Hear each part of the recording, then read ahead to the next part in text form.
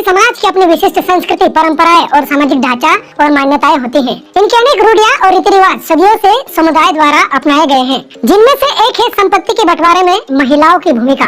कई आदिवासी समुदायों में आज भी संपत्ति में उत्तराधिकार पुरुषों के द्वारा तय किया जाता है। बेटियां और महिलाएं आज भी पारंपरिक रूप से पारिवारिक जिम्मेदारी निभाती हैं, लेकिन बात जब संपत्ति के अधिकार की आती है तब उन्हें इस अधिकार से अलग रखा जाता है। हाल ही में सुप्रीम कोर्ट ने इस संबंध में महत्वपूर्ण निर्णय सुनाया है, जिसमें यह स्पष्ट किया गया है कि आदिवासी महिलाएं भी उत्तराधिकार में पुरुषों के समान अधिकार रखती है। यह फैसला कई कानूनी, सामाजिक और सांस्कृतिक पहलुओं से जुड़ा हुआ है। इस वीडियो में हम समझेंगे कि क्या कहती है आदिवासी परंपराएं और उत्तराधिकार के संबंध में वर्तमान में क्या स्थिति है, और समझेंगे कि सुप्रीम कोर्ट का यह निर्णय किस संदर्भ में दिया गया था, और साथ ही समझेंगे कि इसके क्या प्रभाव हो सकते हैं। आइए बिना किसी पूर्वाधारणा के संवैधानिक, सामाजिक और कानूनी नजरिए से इस विषय को गहराई से समझते हैं। सबसे पहले समझते हैं कि पैतृक संपत्ति पर आदिवासी की परंपरा क्या कहती है। भारत में आदिवासी समाज में संपत्ति के बंटवारे को लेकर वर्षों से रीति रिवाज, रूढ़ी प्रथाएं और परंपराएं चली आ रही हैं। इनके मुताबिक हमेशा से ही पुरुषों को ही संपत्ति में बंटवारे का अधिकार मिलता आ रहा है। इनमें एक विशेष परंपरा ये रही है कि जमीन और घर के संबंध में हमेशा ही बेटों को ही अधिकार मिला है। इसके पीछे की क्या सोच रही होगी? यह मान लिया गया है कि शादी के बाद बेटी ससुराल चली जाती है। ससुराल जाने के बाद में मायके में उसका कोई हक या अधिकार नहीं होना चाहिए। यह सोच संविधान और समानता के अधिकार के ऊपर हो सकती है क्या? अब दूसरा चर्चा का विषय है कि इस संबंध में, यानी कि उत्तराधिकार के संबंध में क्या कहता है भारतीय कानून। इस संबंध में कानून की बात की जाए तो हिंदू उत्तराधिकार अधिनियम 1956 है, जो कि बेटियों और बेटों को समान अधिकार देता है। इस कानून की खास बात यह है कि यह महिला हो, पुरुष हो, दोनों को प्रॉपर्टी के संबंध में समान अधिकार देता है। और इस कानून में 2005 में व्यापक संशोधन हुआ, जो कि महिलाओं को समान सह उत्तराधिकार का अधिकार दिया गया।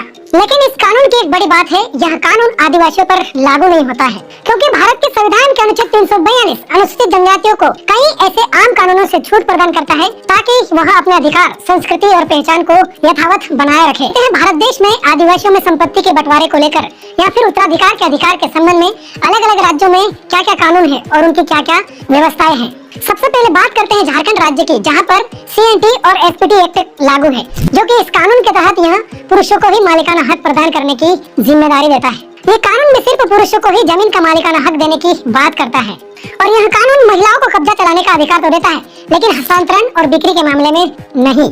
अब बात करते हैं मध्य प्रदेश के संदर्भ में, तो मध्य प्रदेश में कई जनजातियां पाई जाती हैं, जहां पर सभी जनजातियां अपनी रूढ़ी, प्रथा और परंपरा के अनुसार, जो पहले से व्यवस्था चलती आ रही है परंपराओं में, उन्हीं के अनुसार बेटों को ही संपत्ति में अधिकार देते हैं, और बेटियों को कभी भी संपत्ति में अधिकार नहीं दिया जाता है। और आदिवासी बहुल राज्य की यदि बात करें, जिसमें ओडिशा और छत्तीसगढ़ है, इसमें भी ग्राम सभा आधारित व्यवस्था है, जो कि संपत्ति में उत्तराधिकार की व्यवस्था की बात की गई है। लेकिन यहाँ पर भी ज्यादातर पुरुषों को ही संपत्ति में मालिकाना हक देने की बात की गई है। अब बात करते हैं सुप्रीम कोर्ट के ऐतिहासिक फैसले के। सुप्रीम कोर्ट ने हाल ही में जमीन के मालिकाना के संबंध में बहुत ही ऐतिहासिक और महत्वपूर्ण निर्णय सुनाया है। इस केस में सर्वोच्च न्यायालय ने कहा कि कोई भी महिला, चाहे वो हिंदू हो या गैर हिंदू हो, लिंग के आधार पर या जाति पहचान के आधार पर उसको संपत्ति के अधिकार से वंचित करना भारतीय संविधान के खिलाफ है। और न्यायालय ने सुनवाई के दौरान भारतीय संविधान के कुछ अनुच्छेदों का भी हवाला देते हुए कहा, जिसमें अनुच्छेद 14 में प्रावधान है कि कानून के सामने सभी बराबर है, और अनुच्छेद 15 जो कि लिंग के आधार पर या किसी भी तरह के विभेद से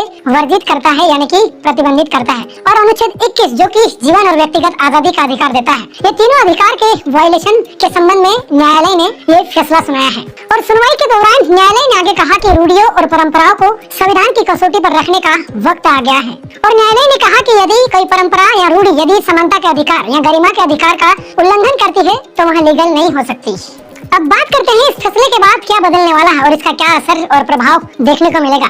सबसे पहला प्रभाव है महिलाओं के लिए कानूनी स्पष्टता बढ़ेगी। मतलब महिलाएं अब संपत्ति के अधिकार या फिर उत्तराधिकार के अधिकार को पाने के लिए कोर्ट का दरवाजा खटखटा सकती है और अपने इस अधिकार के लिए दावा कर सकती है। और इस फैसले के आने के बाद में उनकी ये दावेदारी कानूनी रूप से वैध मानी जाएगी। मतलब साफ है कि इस फैसले के आने के बाद में महिलाएं न्यायालय में जाकर अपने इस अधिकार का पालन करवा सकती है। दूसरा प्रभाव इस फैसले का ये रहेगा कि इस फैसले के आने के बाद सामाजिक जागरूकता बढ़ेगी, यानी कि अब बेटियों को संपत्ति में जब बंटवारा किया जाएगा तो उनको दरकिनार, यानी कि इस अधिकार से वंचित नहीं किया जाएगा।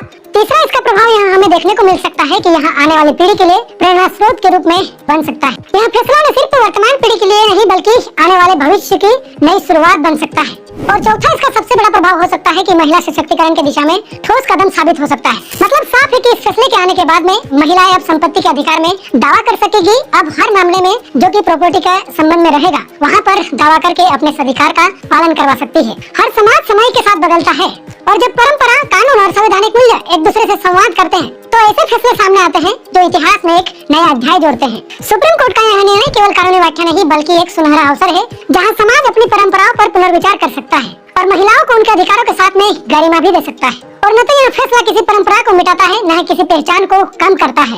यह केवल यही कहता है कि संविधान के भीतर बराबरी का अधिकार हर किसी को मिलना चाहिए। अब यह हम पर है कि समाज, पंचायतें, परिवार और समाज के हर जिम्मेदार नागरिक पर कि इस फैसले को टकराव की तरह नहीं बल्कि एक संवाद और समझदारी नजरिए से देखे और स्वीकार करे। इस फैसले को आप कैसे देखते हैं? क्या यह फैसला बदलाव की दिशा में एक संतुलित कदम हो सकता है? क्या इससे परंपरा और कानून के बीच नया पुल बन सकता है? अपनी राय को कमेंट सेक्शन में जरूर साझा कीजिए और यह जानकारी उन तक जरूर पहुंचाएं जिनके लिए यह जानकारी सच में मायने रखती है। यदि आप चाहते हैं कि समाज में ऐसे ही जरूरी और संवेदनशील मुद्दों पर जानकारी जो कि आसान और व्यवहारिक भाषा में पहुंचती रहे तो इस वीडियो को लाइक करें, शेयर करें, चैनल को सब्सक्राइब करिए।